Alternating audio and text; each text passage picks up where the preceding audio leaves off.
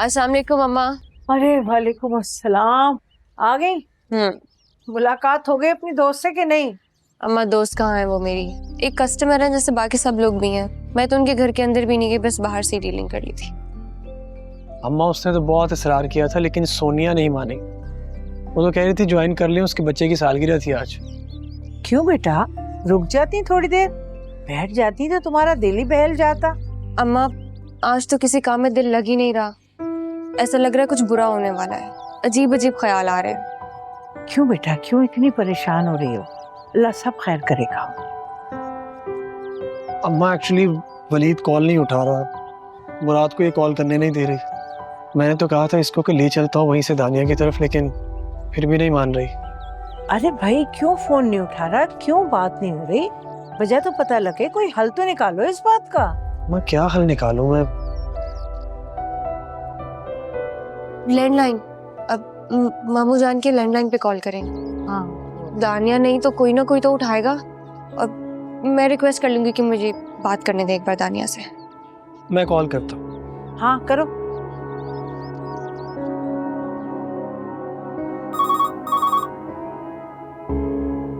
Hello अस्सलाम वालेकुम।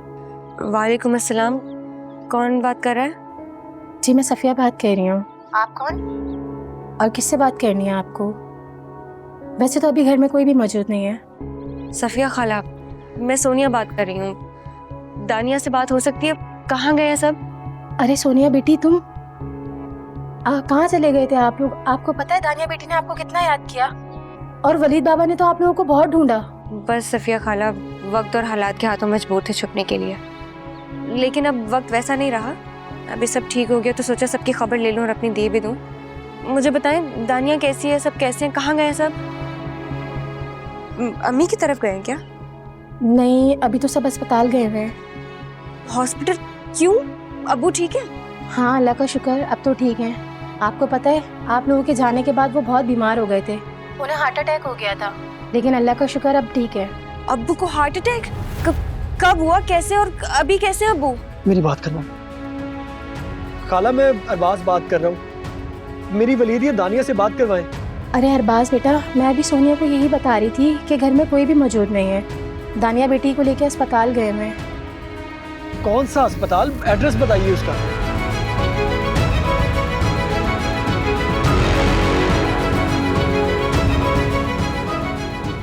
ठीक है, अब हम पहुंच रहे हैं। क्या क्या कह रहे थे? सोनिया अस्पताल जाना होगा अभी। अरे कुछ नहीं बेटा, तसल्ली रखो, अल्लाह सब ठीक कर देगा। कुछ नहीं होता, आ मेरे साथ आओ। और मेरा बच्चा, अल्लाह ताला सब अच्छा बेहतर करेगा। चल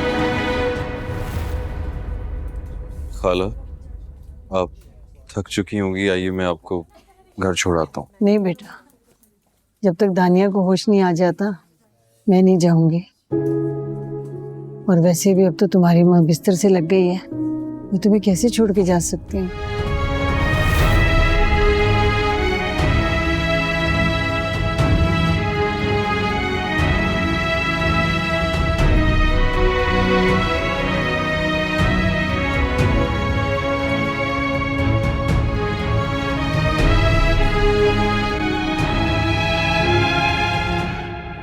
फरहत, आंटी क्या हुआ दानिया को? और ये मिसकैरेज का क्या चक्कर है?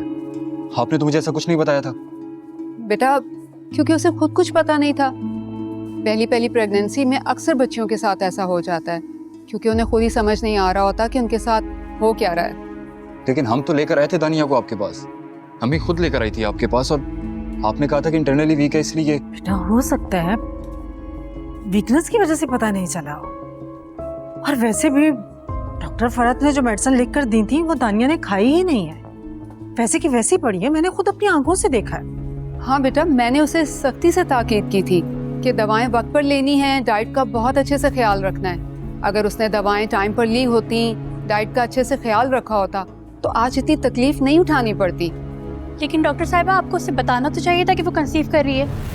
अगर उसे पता होता तो अपनी डाइट का और मेडिसिन का ख्याल रखती। कैसे ख्याल रख लेती? उसके दिलो दिमाग से पिछलों का ख्याल निकलेगा तो किसी और का ख्याल रखेगी ना उसे समझाया कि बेटा भूल जाओ सब बातों को। अब तुम सादिया की बेटी नहीं हो, मेरी बेटी हो। लेकिन वो हर वक्त सादिया के तानों के बारे में सोचती रहती थी। मैंने इतना उसे कहा कि बेटा मैं तुम्हारी सास नहीं माँ हूँ, लेकिन वो लड़की समझा तब ना। अच्छा चलो तुम इधर आओ, परेशान मत हो, आओ मेरे साथ।